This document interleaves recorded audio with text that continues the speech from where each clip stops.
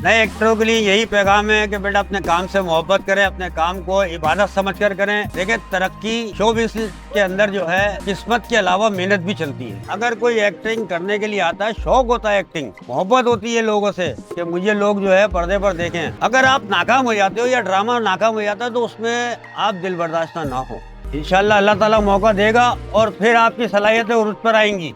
एक छोटे से छोटा एक्टर बहुत बड़ा एक्टर बन जाता है। आप शाहरुख खान को देख लीजिए, हॉलीवुड का इतना सुपरस्टार, लाहौर सेंटर के अंदर चक्कर लगाता था, लेकिन पाकिस्तानियों ने उसको जो है अपना किसी काम का नहीं गिरदाना, वो मजबूर होकर वापस पेशावर चला गया, वहां से किसी तरीके से इंडिया चला गया।